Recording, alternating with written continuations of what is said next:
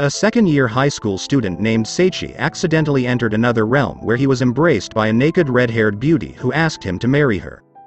This shocked Seichi, and he began to recall how he got there. Seichi was frequently harassed and despised in his own world because of his appearance and bad breath. One day in class, just before the lecture started, a voice over the intercom addressed the entire class. The voice identified itself as God and said that they would all be transported to another world where they would become heroes. The god gave them some abilities and instructed them to form groups so that they would be safe. However, Seichi is unable to join any groups and ends up being alone himself. After being transferred into another universe, Seichi might find himself all alone in a remote place surrounded by a big forest. After wandering about aimlessly for days, he may be in severe need of food. He is unexpectedly bumped into by several creatures, who ignore him and go about their business. However, they leave behind a giant fruit, which Seichi recognizes using the abilities God given him. It turns out that the fruit in issue is an evolution fruit. Even though it tastes horrible, Seichi eats the fruit in order to save his hunger. He hears a voice telling him that the effect of evolution will take place, but as nothing obvious happens, Seichi continues to search for more food. On his search he finds the creatures that bumped into him earlier. Some time passes and Seichi ends up eating all of the fruits he stole from the monkeys. Suddenly he is ambushed by one such monkey. Monkey is very strong and it defeats Seichi with ease. But just as it is about to eat him, the monkey inhales Seichi's body odor and dies. Thanks to the extra powers that God gave him, Seichi is able to harvest all the possible resources and gain all the abilities that the monkey possessed. This triggers the evolution from the fruits he ate to manifest, changing his body, making him very charming and powering up his abilities to unbelievable levels. Checking his stats, Seichi realizes he is only 1/10 of the way to complete his evolutions. 5 months passed and Seichi has been wandering around the massive forest using the knowledge he gains from defeating monsters to map out the area. At this point he is almost finished with his evolutions, standing at 9 out of possible 10 stages of it. While he's inspecting his stats, Seichi is attacked by a pack of monkeys, who are led by a reddish-pink gorilla. The gorilla wants to fight Seichi because he is strong. With no other option left, he fights against the extremely powerful gorilla. During the fight, the gorilla is impressed by his strength. So much that it begins falling for Seichi, introducing herself as Saria. The gorilla goes all out against him. Even all the evolutions he went through are not enough to overpower Saria. With no other options left, Seichi decides to try and take her out with his body odor. But instead of defeating Saria, this only makes her fall for him even more. Deciding that she wants him as her mate, Saria picks up Seichi and carries him to her lair. There she keeps pampering him, trying to make him become her husband. But Segiki is disgusted by the idea of marrying a gorilla, completely declining all of her advances. From conversing with her, Seichu learns that she was ordering the other monkeys to gather the fruits of evolution for her. Her plan was to give those fruits to her future husband, that someone stole them. Seichi decides to be honest, so he reveals that he stole and ate them. Because he was starving, Saria quickly forgives him for doing that, but warns him that if anyone eats 11 of those fruits they die. Seichi is glad he learned that, as at this point he ate exactly 10 of them. Saria leaves her lair to go hunting, which gives City Kai a chance to run away. In the meanwhile, the other students that got summoned into this world are all at the same place, the Kaiser Empire. Bear the King has ordered them to prepare to fight the Demon Lord, as that is their purpose in this world.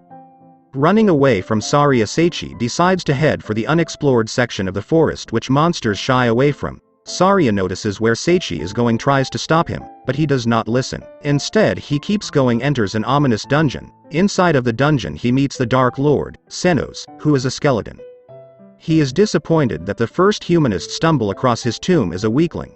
Just as Sina is about to kill Seichi, Saria jumps in the way and protects him with her body. The blow brings Saria down, and only her ability to stay alive a bit longer after suffering a fatal blow is what is allowing her to hold on. Seichi rushes her side, realizing just how important he was to her. With tears streaming down his face, he apologizes for treating her so harshly just because she is a gorilla. See him at Senos mock Seichi for being in a relationship with a gorilla. But Seichi lashes out at him, declaring that he indeed loves Saria, as she's treated him with nothing but care and affection. Enraged by Saria's imminent death, Seichi musters all of his powers and somehow manages to get through Sina's defenses, bringing him down. Before disappearing, Senos is embraced by the spirit of a girl in a maid uniform, and he thanks to Seichi for showing him true love. Returning to Saria's side, Seichi kisses her just as she's about to disappear. but instead of disappearing the glowing light that engulfs her revolves her into her final evolution. It is then that she takes on the appearance of the beautiful red-haired human girl from the beginning.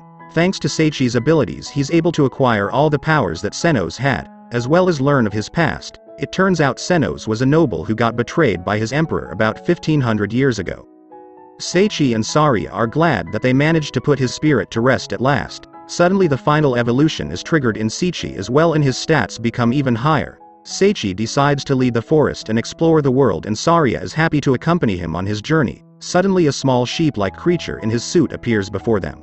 Introducing itself as Mr. Sheep, he congratulates them on clearing the dungeon and gives them a few rewards. Before leaving, he teleports him out of the forest, so they can go on their next adventure. Seichi decides to head for the nearest town and join the Adventurers Guild together with Saria, as that will help them get a proof of identification which he will need if he is to find his former classmates. On their way towards the town, Seichi defeats a strong slime. This triggers the gear they got from Mr. Sheep to level up together with them, changing appearance.